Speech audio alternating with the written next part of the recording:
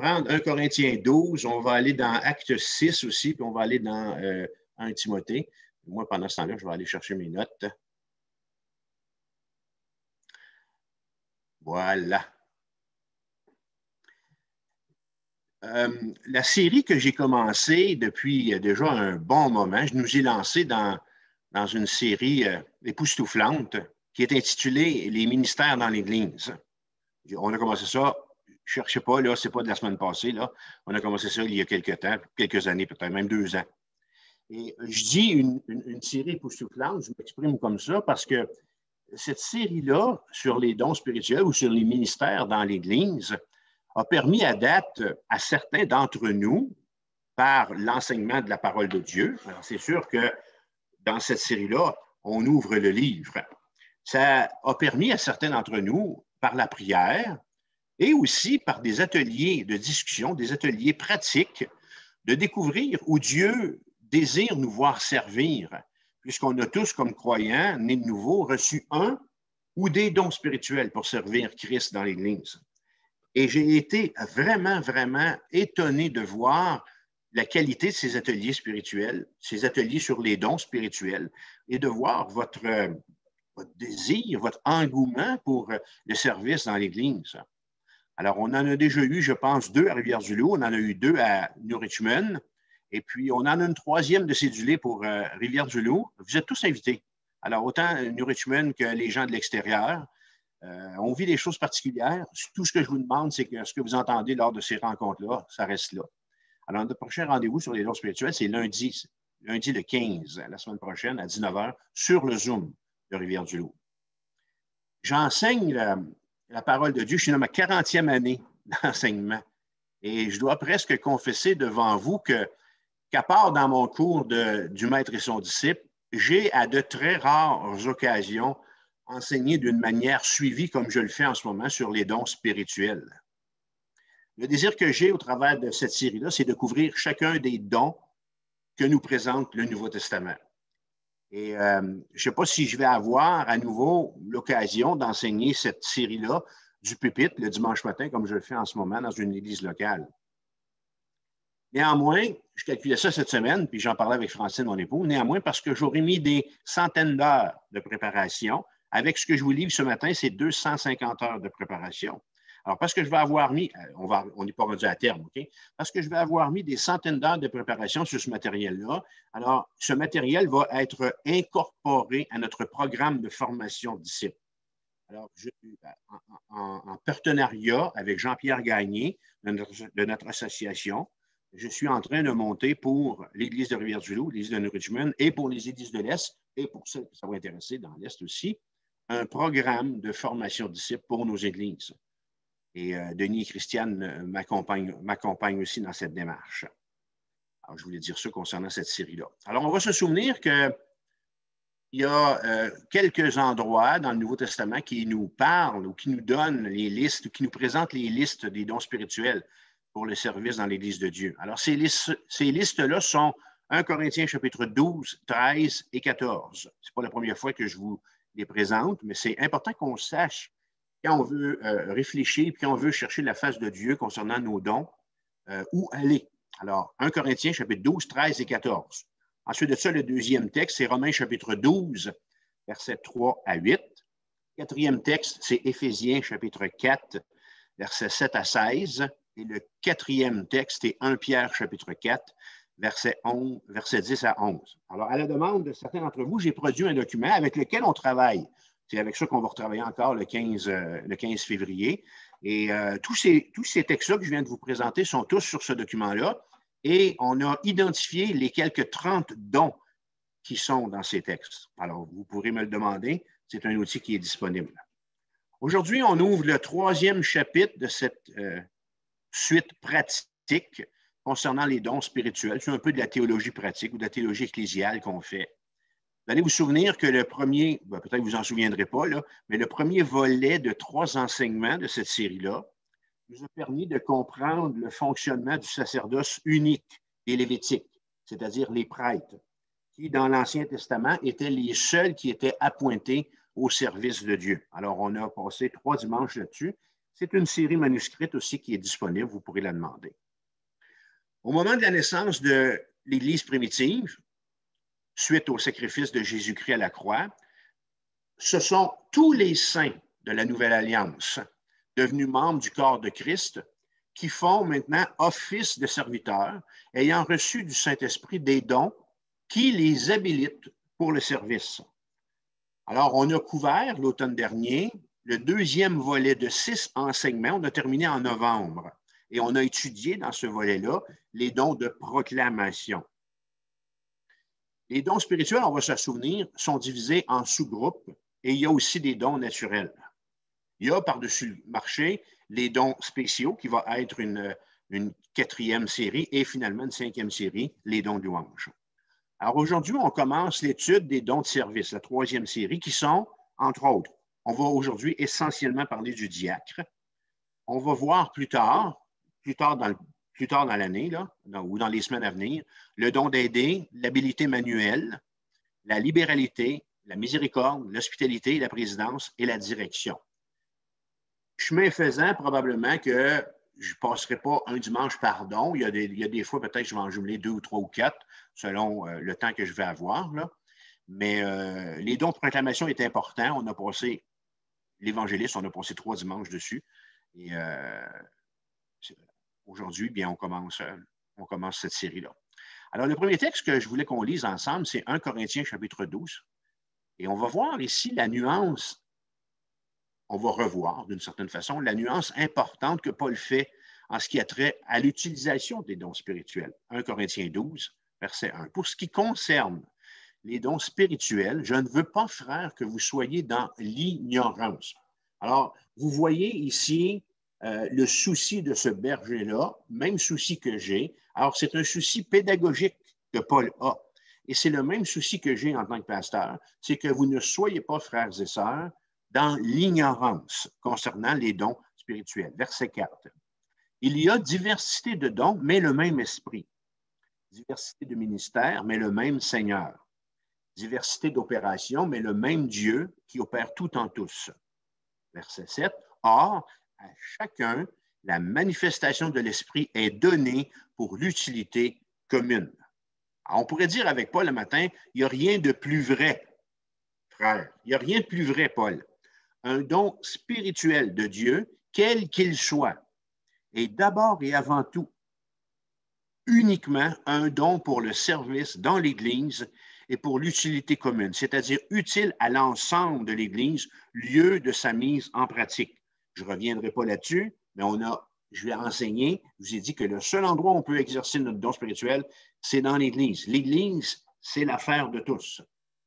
Alors, je trouve que ce matin, en ouvrant ce 3e volet sur les dons spirituels, surtout les dons de service, ça arrive pile à point, puisqu'on va, pour Rivière-du-Loup et New Richmond, vivre comme Église locale notre réunion annuelle en février. Alors, on y va et on démarre notre 3e série, les dons de service.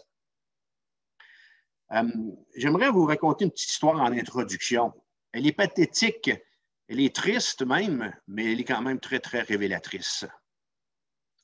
Le 10 avril 1912, alors c'est pas d'hier, puis je ne pense pas que personne se souvient de cette journée-là, sauf que l'histoire et puis Hollywood nous l'ont très bien dépeint. Alors, le 10 avril 1912, le paquebot RMS Titanic, arborant le drapeau britannique, quitta l'Angleterre, mettant le cap vers les États-Unis.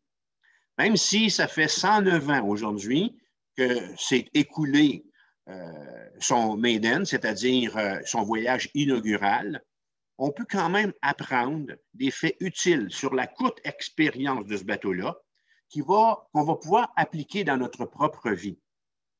L'histoire nous dit que pendant que l'équipage et les passagers ne pensaient qu'à l'exploit qu'ils étaient en train de vivre, l'annonce d'un danger imminent ne trouva pas d'oreille. Cyril Evans, l'opérateur radio du navire Californian, avait cherché à transmettre un message à Jack Phillips, l'opérateur radio du Titanic, dans le but de lui faire savoir qu'ils étaient tombés sur un champ de glace. Semble-t-il que Phillips a brusquement demandé à Evans de se taire parce que lui était occupé à transmettre des messages de la part des passagers, probablement à leur famille à l'extérieur. Evans, nous dit l'histoire, a éteint à contre-cœur sa radio et est allé se coucher. 10 minutes plus tard, le Titanic a heurté un iceberg et ses signaux de détresse sont restés sans réponse. Si la radio avait été allumée, on aurait su plus rapidement que le Titanic était en train de couler.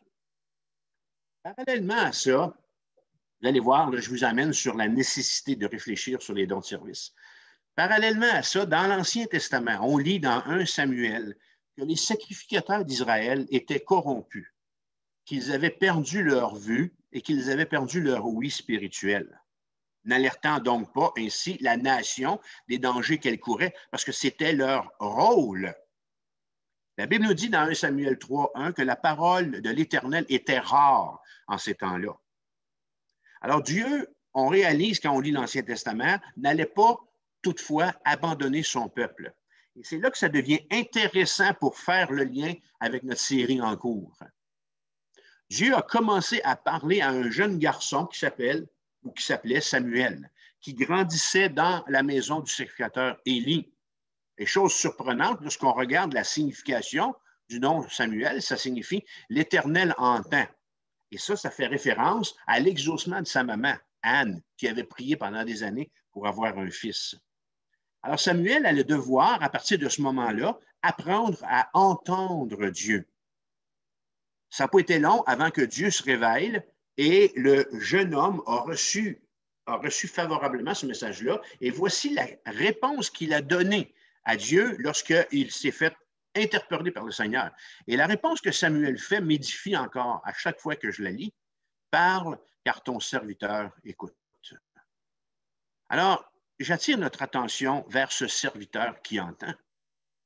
C'est ma prière pour cette série sur les dons basée sur l'étude des textes qui parlent du service. Les églises que nous représentons ce matin, l'église La Rivière, l'église de New Richmond, la vôtre, même si elle est fermée, et vous êtes obligés de nous écouter comme ça sur Zoom, vous êtes les bienvenus, entre autres. Hein? Si vous êtes en visite, les églises locales, votre église, notre église, ont des organigrammes qui affichent des ministères à combler. Il y a toujours des besoins à combler dans quelque église locale que ce soit. Je ne m'enlèverai jamais ce besoin-là de la tête.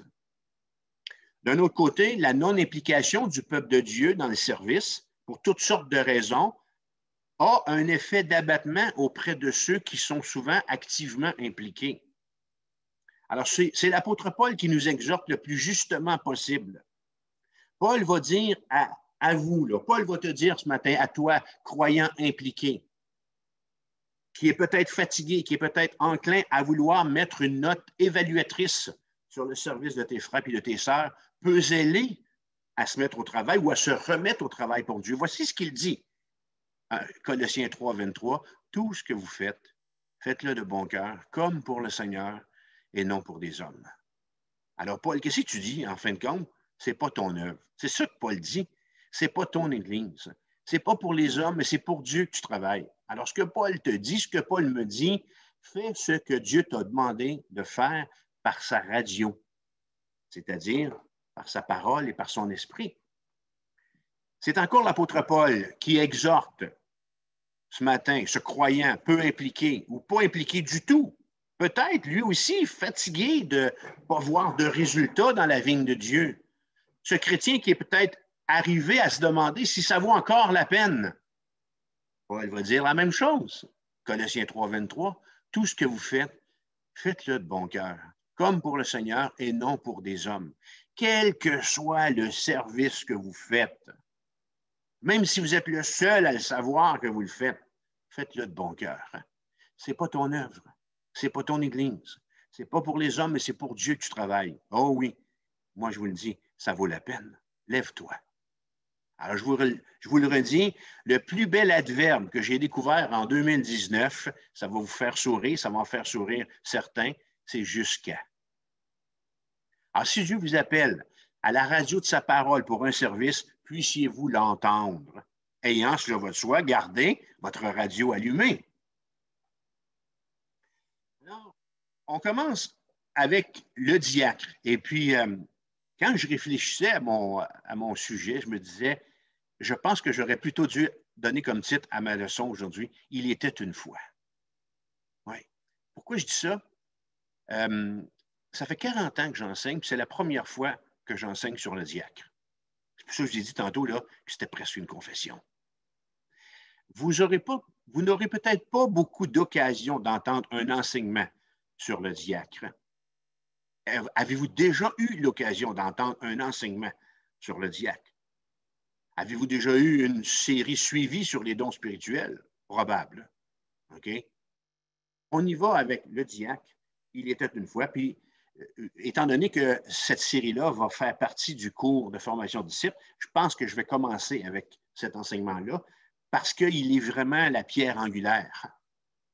Il est vraiment là, dans la chaîne alimentaire, si je peux m'exprimer ainsi, là, le premier élément. Alors, le diacre, c'est notre premier sujet, puis c'est le seul qu'on va voir aujourd'hui. L'Église, je vous l'ai déjà dit, c'est l'affaire de Jésus. Et Jésus, il sait comment ça marche.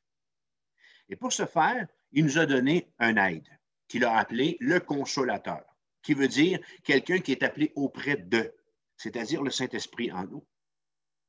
Le Saint-Esprit étant le maître d'œuvre, veillant au maintien et à l'édification du corps, accorde à l'Église ce dont elle a besoin pour fonctionner. Pour qu'elle fonctionne, il équipe les saints de dons spirituels et de capacités naturelles. Je suis arrivé ici, à l'Église de la Rivière hier dans mon bureau à 7 heures. Et puis, je suis rentré dans le bâtiment. Je trouvais qu'il y avait une odeur. Je n'ai pas encore trouvé, mais je pense que ça sent la peinture, ou ça sent la teinture, ou ça sent le vernis, ou ça sent le nettoyage. Ça m'a dit qu'il y a des gens qui ont des capacités naturelles qui sont passés dans le local. Hein? C'est lui, le Seigneur, qui donne les ministères. Toute Église locale peut et doit les souhaiter en son sein. Pourquoi les dons? Pourquoi les dons dans l'Église? Bien, afin de bien tout coordonner cela, je vais parler de l'exercice des dons dans l'Église. Et il sera d'abord question d'organisation ecclésiale, c'est-à-dire de fonctionnement d'Église locale. Alors, pourquoi le diacre, qui est notre sujet? D'abord et avant tout, mon premier point, c'est que c'est dans un but d'organisation. L'organisation. Et on sait tous que son absence conduit à l'anarchie. L'organisation, elle doit éviter les excès. Et elle est surtout un moyen pour l'Église locale d'atteindre son but. Vous souvenez-vous quel est le but de l'Église locale? Jésus va nous dire en Matthieu 28, verset 19, je reçois des messages bizarres ici, c'est correct. Jésus va nous dire en Matthieu 28, verset 19, « Allez, faites de toutes les nations des disciples. » Toute organisation, et ici, en ce qui nous concerne, l'organisation de l'Église locale a un rôle de servante et ne vaut que par la qualité des hommes et des femmes qui y sont engagés. Il y a deux formes d'organisation d'Église. Voici comment Frédéric Buller présente la chose dans son livre « L'Église locale, un manuel pratique ». Les diacres, là, c'est un outil pour vous, ça, ce livre-là, ici. Alors, M. Buller va parler ainsi. Il va dire « La première forme est l'organisation épiscopale ou monarchique. Il est question ici surtout du système romain. Ce sera le même scénario pour les églises orthodoxes et certaines familles d'églises protestantes non évangéliques, mentionnons-le. C'est-à-dire un chef pour le monde entier et toute une hiérarchie sous ses ordres pour les catholiques, et un chef par pays ou par région, avec ici encore des sous-fifres pour les protestants non évangéliques, comme exemple l'Église presbytérienne. On peut ajouter à cette liste-là les adventistes, les mormons, la science chrétienne, les témoins de Jéhovah. En second lieu, et pour ce qui nous concerne, nous, comme Église évangélique, ici à la Rivière puis à New Richmond, il y a l'organisation congrégationaliste. C'est pour ça que je trouvais que c'était important de parler de ça au moment où on va avoir nos réunions annuelles. L'autorité dans une Église congrégationaliste réside dans l'Église locale, où un seul chef est reconnu, voire Christ. Les églises administrent leurs propres affaires localement, ayant des structures différentes les unes des autres. On fait les choses d'une façon à la rivière, on les fait peut-être différemment à New Richmond, puis c'est peut-être encore différemment à Cabano quand j'y vais une fois par mois. La forme congrégationaliste est la plus conforme au texte du Nouveau Testament. C'est une organisation démocratique sur le plan humain, c'est-à-dire que la souveraineté émane du peuple. Mais en fait, elle est monarchique. Un seul a le pouvoir parce qu'elle est théocratique de Dieu. Dans les réunions administratives, les membres doivent discerner la volonté de Dieu plutôt que de prendre des décisions à la voix de la majorité. Fin de la citation de M. Biller. Alors, notre façon de faire puis de vivre l'Église locale évangélique au Québec se dégage donc de l'enseignement puis des prétextes qui sont contenus dans le Nouveau Testament. En pratique, qu'est-ce que ça veut dire pour nous? Ça veut dire qu'on regarde comment est-ce que les apôtres ont fait sous la direction du Saint-Esprit, puis on tente à notre tour de les imiter. Il y a 4 principes généraux issus du Nouveau Testament qu'on adopte comme Église congrégationaliste pour l'organisation de notre Église locale à Rivière-du-Loup et à New Richmond. Le premier, vous l'avez deviné, dans l'Église, il y a une seule autorité divine et absolue, Christ est le chef, selon Éphésiens chapitre 1, verset 22. Deuxième principe général, dans l'Église, tous les frères sont égaux, selon Matthieu 23, verset 8. Troisièmement, dans l'Église, il doit y avoir de l'ordre.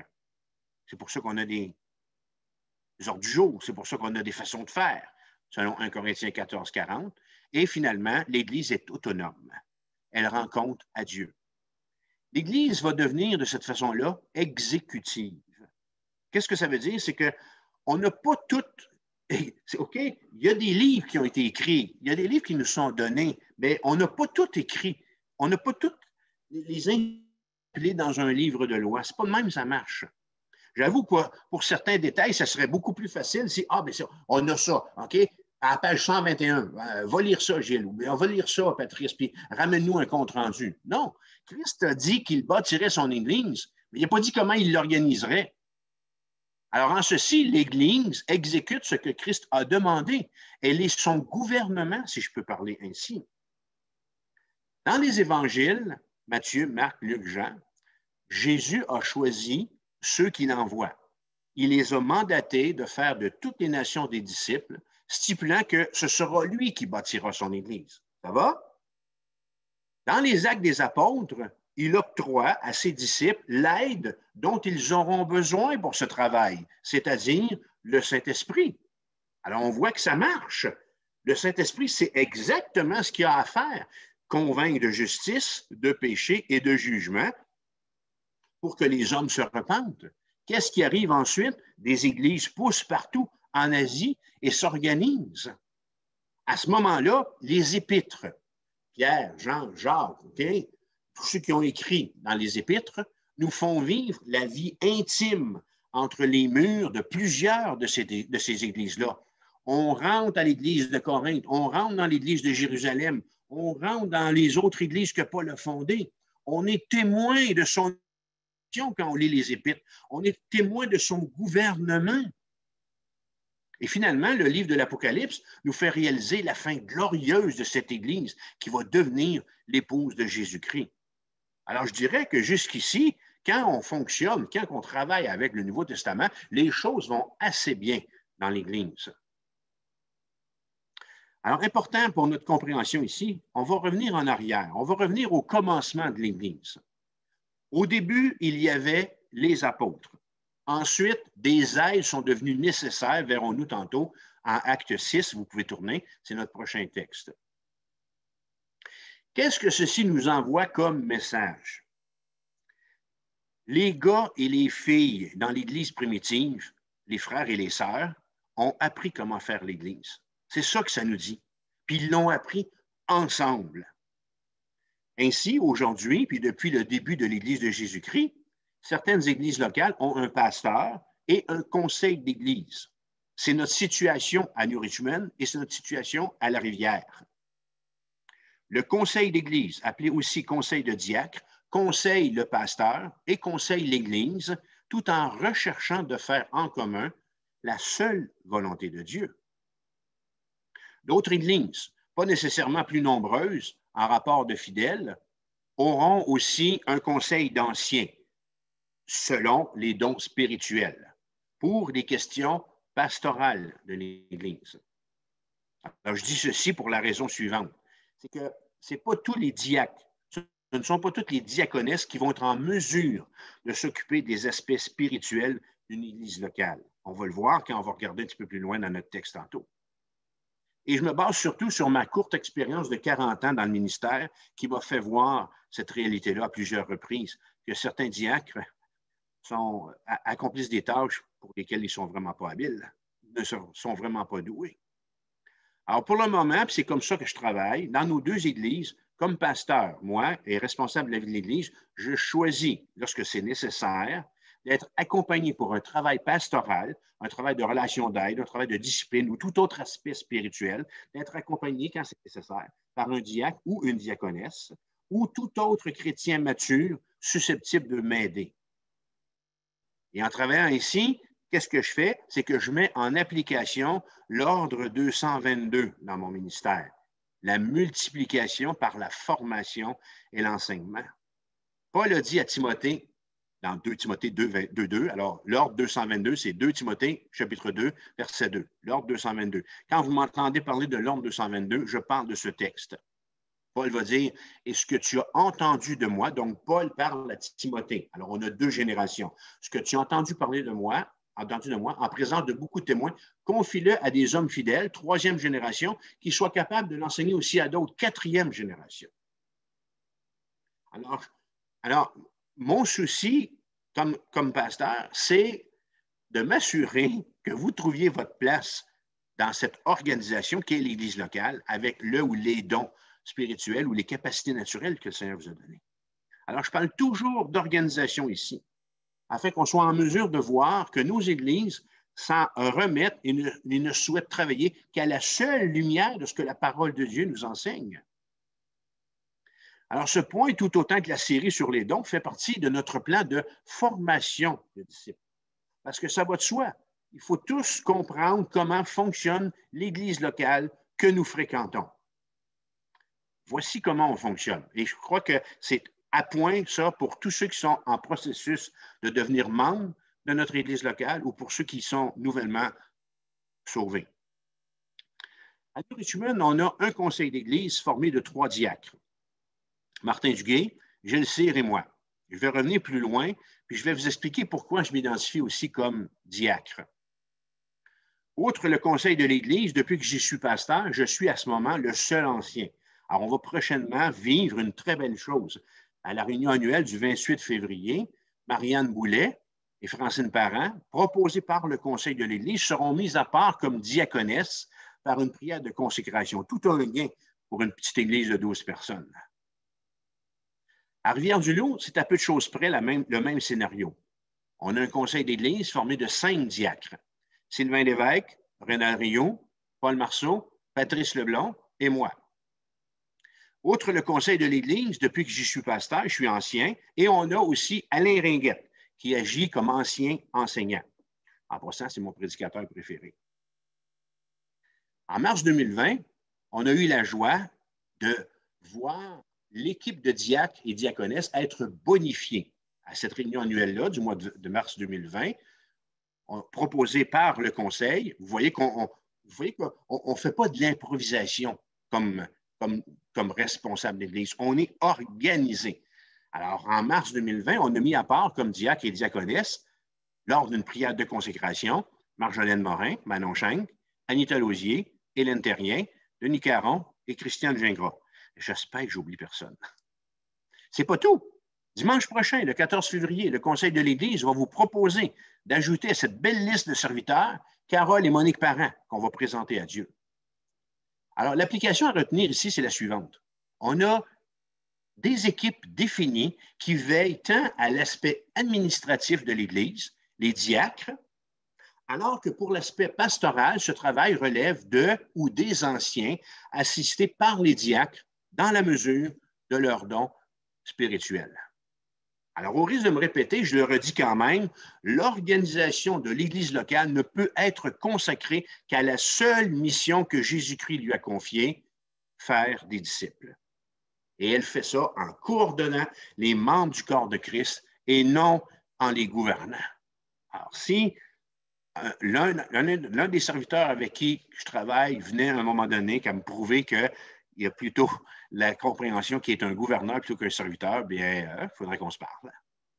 Alors, ça, c'était concernant l'organisation.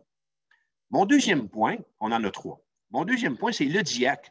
D'où est-ce qu'il vient? D'où vient le diacre? Les Gaspésiens, ils ont une expression, je l'ai découvert quand je suis arrivé en Gaspésie, ils disent « on s'attache à ces petites bêtes-là hein? ». Alors, le diacre dans l'Église locale, vous allez voir, il est attachant. Et c'est là qu'on va aller dans Acte 6, vous pouvez tourner. Alors, on vient de le voir, on discerne plusieurs étapes dans l'organisation des églises locales. En premier lieu, et suite à la Pentecôte, l'organisation impliquait presque exclusivement les apôtres et les membres. Et là, plus tard, des aides sont adjoints aux apôtres. Et en acte 6, ils sont identifiés. Le nom ne leur est pas donné, mais ils sont identifiés comme diacres. Acte chapitre 6, verset 1. En ce temps-là, le nombre des disciples augmentant, ça veut dire quoi ça? Bien, ça veut dire qu'il y a des conversions. Ça veut dire qu'il y a des professions de foi. Alors, faites le calcul. Suivez-moi, OK? Il y en a 12. OK? Dans la chambre haute, ils sont rendus 120. La Pentecôte vient, ainsi de suite. Pierre prêche.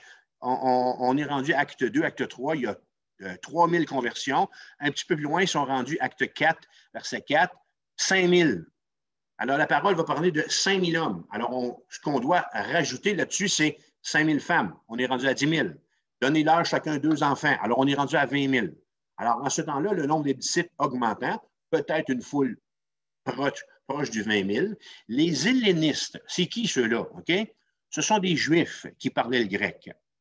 Murmurèrent contre les Hébreux, c'est-à-dire les Juifs de Jérusalem, parce que leurs veuves étaient négligées dans la distribution, c'est-à-dire dans le service qui se faisait chaque jour. Les 12 convoquèrent la multitude des disciples, c'est-à-dire l'Église, et dirent, il n'est pas convenable de quoi? Devant quoi? Il n'est pas convenable devant la forte demande de discipula. Quand il y a 3000 personnes qui se convertissent d'une shot, après ça, on monte à 5000, ça fait du monde dans la classe de formation de disciples, vous êtes d'accord avec moi? Alors, devant ça, il n'est pas convenable. Devant la forte réponse à l'Évangile, il n'est pas convenable qu'on laisse la parole de Dieu, c'est-à-dire le ministère, la prédication, la formation, pour servir aux tables. C'est pourquoi, frères, choisissez parmi vous 7 hommes de qui l'on rende un bon témoignage, qui soit plein d'Esprit Saint et de sagesse. C'est la principale requête que font les 12 ici en ce qui a trait au service. Je trouve ça très, très intéressant. Et que nous chargerons. Alors, voyez-vous ici le mot qui est utilisé, on parle d'une charge, de cet emploi, que nous chargerons de cet emploi. Et nous continuerons à nous appliquer à la prière et au ministère de la parole, selon les dons spirituels qu'ils avaient, ces hommes-là. Verset 5, cette proposition plut à toute l'Assemblée, c'est-à-dire à l'Église. Ils élurent, ils s'organisent. Voyez-vous, quand je vous dis qu'on apprend des gars et des filles, on apprend d'eux autres. Ils sont en train de s'organiser. Ils élurent Étienne, homme plein de foi et d'Esprit Saint, Philippe, Procor, Nicanor, Timon, Parménas et Nicolas, prosélytes d'Antioche. Ils les présentèrent aux apôtres qui, après avoir prié, leur imposèrent les mains. Soyez présents dimanche prochain, c'est à la réunion annuelle, dans l'après-midi, c'est ce qu'on va faire avec nos diacres et nos diaconesses et nos serviteurs. Alors, qu'est-ce qui vient de se produire ici? Ou devrais-je plutôt demander, qu'est-ce qui vient de voir le jour? Verset 3, les apôtres disent, on ne sait pas lequel qui parle ici, mais c'est les apôtres, choisissez parmi vous 7 hommes que nous chargerons de cet emploi. Nous sommes ici devant la naissance dans l'Église d'une charge. Une charge qui a été créée pour pallier à une croissance phénoménale de l'Église et du fait même aux besoins de service. Excusez-moi. Plus tard encore, vont apparaître aux côtés des apôtres des évêques ou des pasteurs ou des anciens, acte 11, verset 30. Plus tard encore, dans les épîtres, on ne parle plus des apôtres. On va parler des évêques, on va parler des diacres. Les évêques, là, imaginez pas avec le chapeau, là, un évêque, c'est un pasteur, un évêque, c'est un ancien. Alors, plus tard, on va parler dans les épîtres des évêques, des diacres et des saints. Tite, notre dernier exemple, sera par l'apôtre Paul un délégué avec une mission bien particulière. Paul va lui dire en Tite 1, verset 5, « Je t'ai laissé en Crète afin que tu mettes en ordre ce qui reste à régler, afin que tu mettes en ordre. » Il est en train d'organiser notre frère Tite et que tu établisses les anciens dans chaque ville. Alors ici, on doit accepter qu'il y a dans l'Église des ministères et qu'il y a des charges dans lesquelles sont installés des frères ayant les qualités et les dons spirituels qui les aideront à accomplir leurs charges. Permettez-moi d'aller plus loin avec cette idée de service et en citant cette fois-ci Alfred Kuhn dans son livre « Ministère dans l'Église », un autre outil pour vous les diacres. Et M. Kuhn va expliquer que le mot grec diaconia, qui veut dire, est le mot clé de toute fonction à la Nouvelle Alliance. C'est pour ça que tantôt je vous disais probablement que dans la série de formation de disciples, ce cours-là sur les dons spirituels, je vais commencer avec le diacre parce qu'il est vraiment, vous allez voir, là, la pierre de touche, la pierre, la foutine en bas. Dans l'Église primitive, toute activité ou fonction contribuant à l'édification de la communauté chrétienne était placée dans la catégorie de la diaconia. On mettait tout l'accent sur la diaconia, le ministère de tous les membres. Alors, la diaconia, là, ça implique tous les services. C'est le mot qui était utilisé parce que l'Église tout entière était placée sous le même signe que son Seigneur, c'est-à-dire celui du service. Une autre chose importante qu'on doit retenir ici ou qu'on doit savoir, dans la littérature profane, ça veut dire quoi ça? Dans le langage de la rue, dans les écrits séculiers, dans les mots du peuple, OK? Alors, dans la littérature profane, diaconos, cette fois-ci, serviteur, désignait d'abord ceux qui s'occupaient des tâches domestiques, puis, dans un sens élargi, tous ceux qui servaient. Le mot diacre, lui, était utilisé pour parler d'un homme libre qui accomplissait un service en faveur d'une cause commune. Oui, vous avez bien compris, ou d'une divinité. En fin de compte, ce qu'on doit accepter ici, c'est que les auteurs du Nouveau Testament n'ont pas inventé une deuxième fois la roue quand le temps a été venu d'identifier les serviteurs dans l'Église qui était émergente, qui était naissante. Je veux dire que pour les auteurs du Nouveau Testament, ils ont utilisé les mots qui avaient cours normal dans les conversations. Il n'y a pas une langue célèbre créée pour expliquer le service dans l'Église. Quand on prend nos vieux cantiques, là, les ailes de la foi, ou bien nous célébrons Dieu, des choses comme ça, plusieurs des cantiques qu'on a, exemple, je sais que Martin Luther a fait ça, il a mis des paroles spirituelles sur des airs de taverne.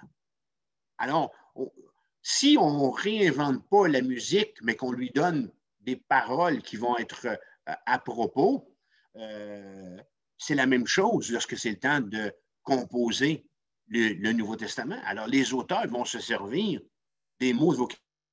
Le Nouveau Testament utilise 3 mots de la même famille pour parler du service. 3 mots qui étaient utilisés dans la vie de tous les jours. Le verbe servir, diakonéo, est utilisé dans le Nouveau Testament 37 fois. Le nom service, diakonia, revient 34 fois. Et le mot serviteur, diakonos, paraît 30 fois. Alors, tous ces mots-là sont employés et s'appliquent à des gens qui servent. Qui servent quoi? Un repas, un maître, une puissance spirituelle, qu'elle soit bonne ou mauvaise. Ce sont des mots de vocabulaire, rien de plus. Ils ont été utilisés, ils ont servi à parler de service envers Dieu et l'Église quand le Saint-Esprit a inspiré les auteurs du Nouveau Testament. Ça, je vous disais tantôt que probablement vous n'aurez pas l'occasion d'entendre à nouveau un enseignement aussi académique que sur le diaconat dans l'Église. Alors, qui est diacre dans l'Église? En fin de compte, tous les chrétiens sont diacres, puisque ce mot parle avant tout de service et que tous les chrétiens sont appelés à servir. Alors ici, je suis en train de répondre pourquoi, comme pasteur, je dis être également diacre. L'autre fait important ici, ce que je dis aussi, c'est que le diacre ou la diaconesse ne sont pas des dons spirituels, mais le terme par lequel leur service est défini, une charge. Le diaconat, c'est une charge. Le chrétien reçoit à sa nouvelle naissance un don spirituel pour le service dans l'Église et est ainsi un diacre, un serviteur.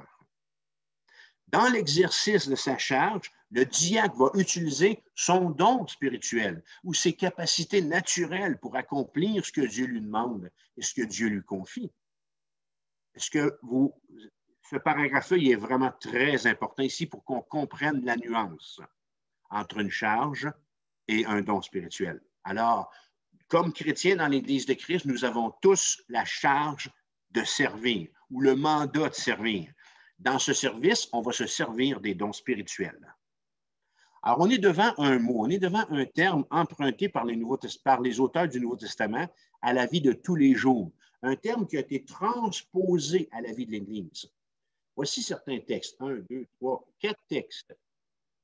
Des textes importants qui nous font voir, je vais vous les citer, qui nous font voir la différence entre l'utilisation de chacun de ces mots-là.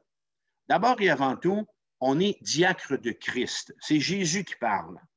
En Jean 12, 26, il va dire, si quelqu'un me sert, si quelqu'un est un diacre, si quelqu'un me sert, et là où je suis, là aussi sera mon serviteur. Si quelqu'un me sert, le Père l'honorera. Si quelqu'un me sert, qu'il me suive, pardon. Et là où je suis, là aussi sera mon serviteur. Si quelqu'un me sert, le Père l'honorera. Alors, on est diacre de Christ. Ensuite, une autre utilisation qui est faite, toujours dans Matthieu, c'est Jésus qui parle encore, on va être diacre de tous. Matthieu 20, verset 26, quiconque veut être grand parmi vous, qu'il soit votre serviteur, diacre. C'est la même idée ici encore. On est diacre de tous. Tous les chrétiens doivent mettre au service des autres le don qu'ils ont reçu. 1 Pierre, chapitre 4, verset 10, que chacun de vous mette au service des autres le don qu'il a reçu. Tous diacres, quatrièmement, tous les chrétiens ont reçu au moins un don spirituel. Éphésiens 4, verset 7. Mais à chacun de nous, la grâce a été donnée selon la mesure du don de Christ. Tous les ministères de la Nouvelle Alliance sont des diaconiats, sont des diaconies. Il y a simplement des spécialisations, des services suivant les dons reçus. Alors, les uns servent par la parole, avec des dons de proclamation, et les autres servent par d'autres moyens pratiques. La diaconie, là, les frères et les sœurs, elle est tellement évidente dans l'Église primitive que les apôtres en sont même venus à se nommer eux-mêmes diacres.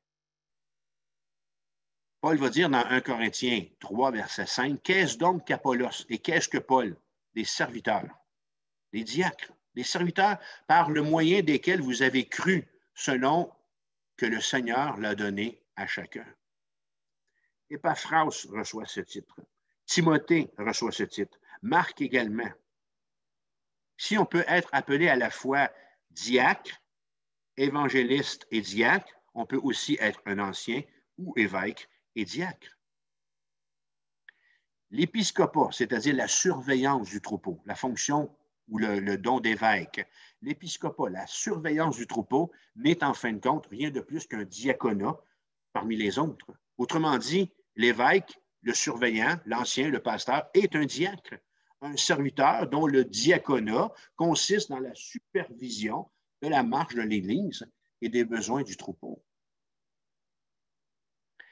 Pour faire le lien avec mon prochain point, je réitère que la parole vient de nous démontrer que tout serviteur est un diacre. Tournez dans 1 Timothée chapitre 3.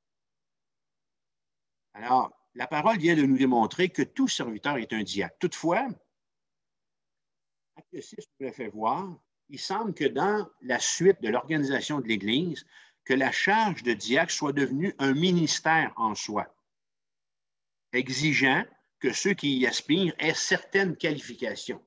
Voyez-vous là, alors, la diaconia est et le mot, tout le service dans l'Église. Mais là, tranquillement, Paul, dans 1 Timothée, est en train de faire un parallèle important entre les qualifications et les fonctions de l'évêque et du diacre. On dirait qu'il est en train là, comme d'emphaser, OK? Alors, il y a des diacres dans les églises. Alors, on ne perd pas de vue que le diaconat, c'est le service dans son ensemble, mais là, on dirait que Paul devient pointu. Alors, les fonctions du diacre. 1 Timothée, chapitre 3. Cette parole est certaine.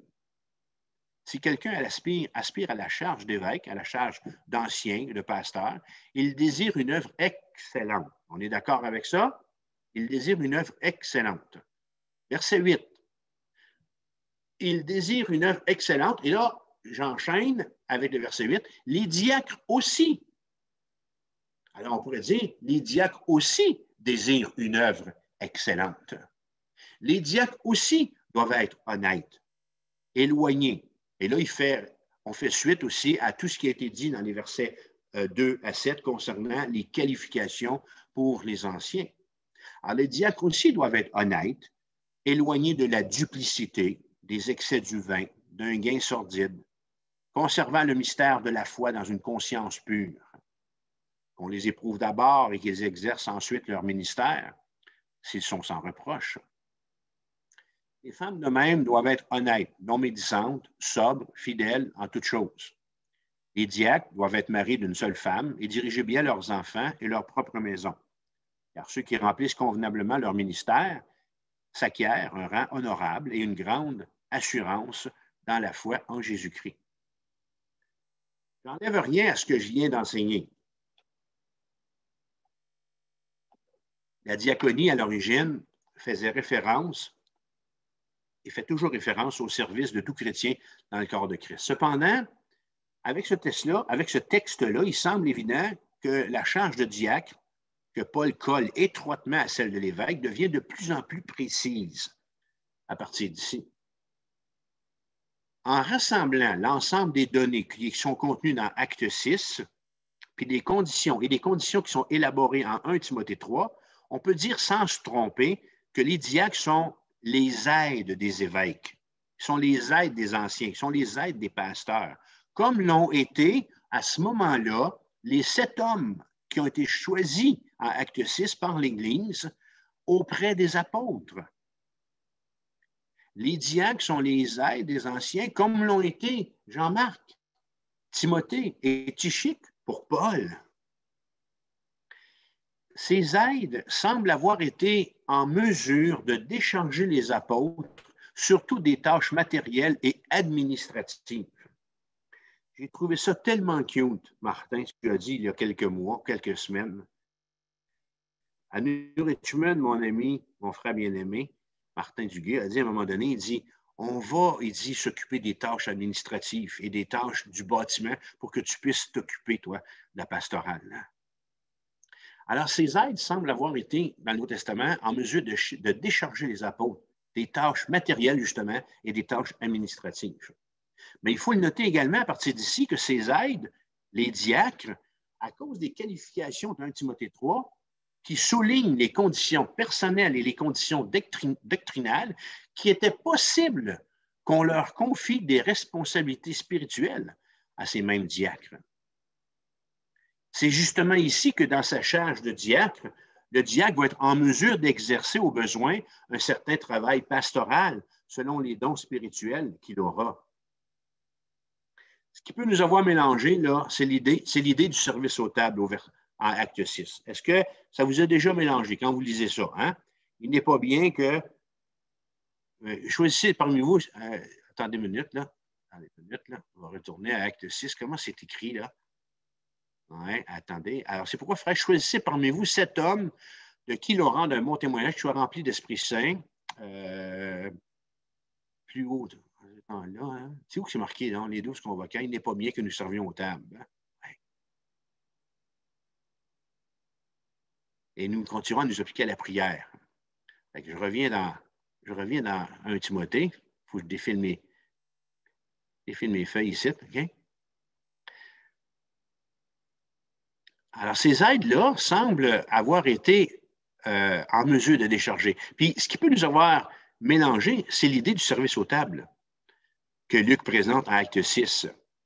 En réalité, là, quand on lit ce texte-là, là, les apôtres ne sont pas en train de rechercher, ne sont pas à la recherche de des gens et des tabliers qui vont servir aux tables comme dans un restaurant. Si les apôtres avaient eu besoin de boss-boy ou de serveurs aux tables, ben, pensez-vous qu'ils auraient mis autant de conditions spirituelles, comme nous le fait voir Luc? Alors, on doit comprendre quand on lit ce texte-là, là, qu'il n'est pas question de servir la pizza ou ou de ranger les cabarets ou de vider la vaisselle puis de mettre ça dans le lave-vaisselle. Ce n'est pas de ça qui est question quand on parle du service aux tables ici.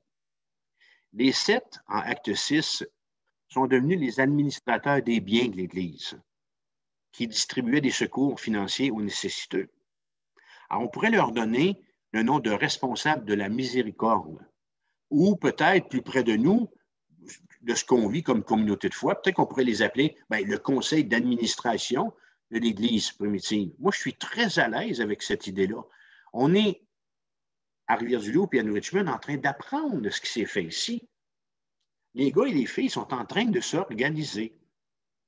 Si donc le diacre, dans la forme qu'on le connaît maintenant, dans ce qu'on a dans nos églises, dans ce qu'on installe, dans ce qu'on reconnaît, dans ce qu'on met à part dans nos églises, si donc le diacre, dans la forme qu'on a maintenant, l'aide du pasteur, peut être appelé, on doit comprendre qu'il peut être appelé aussi à devenir ancien. Il est normal que ces fonctions-là comportent aussi un aspect spirituel. Si le diacre, parce que la plupart du temps, les anciens sortent du conseil des diacres. Alors, si le diacre est appelé à devenir un ancien, bien, c'est normal qu'il y ait certaines fonctions spirituelles qu'on retrouve dans sa description de tâche. Ce qu'on a ici dans 1 Timothée 3. Ces qualifications-là en font office. Quand il leur est demandé, comme pour les 7, d'être des gens de qui l'on rende un bon témoignage et qui soient remplis d'Esprit Saint et de sagesse. Je ne vais pas voir en détail ici chacune des qualifications du diacre, parce qu'on l'a vu il y a moins d'un an. Il y a un an, on est en train de regarder, à l'aube de la réunion annuelle, on est en train de regarder les qualifications de l'ancien. Alors, on a tout ça dans le passé, dans nos notes. Hein. Ben, pourquoi est-ce que je dis cela? Parce que les qualifications du diacre sont semblables à celles des anciens. Toutefois, il y a une chose qui n'est pas demandée au diacre, c'est d'être capable d'enseigner. Ça, ce n'est pas une de leurs charges, ce n'est pas une de leurs responsabilités premières. Ça ne dit pas qu'un diacre n'est pas capable d'enseigner. Ce soir, un de nos diacres à Rivière-du-Loup, Denis, va nous apporter une méditation sur le repas du Seigneur. Sylvain le fait à l'occasion aussi. Et Paul, lorsqu'il dirige la louange, et puis les autres, il nous apportent des exhortations, des encouragements. Je vais me permettre 2 commentaires ici, d'abord, au verset 10. Paul écrit qu'on les éprouve d'abord et qu'ils exercent ensuite leur ministère s'ils sont sans reproche. 1 Timothée 3. C'est ça que vous avez dans votre Bible, c'est écrit.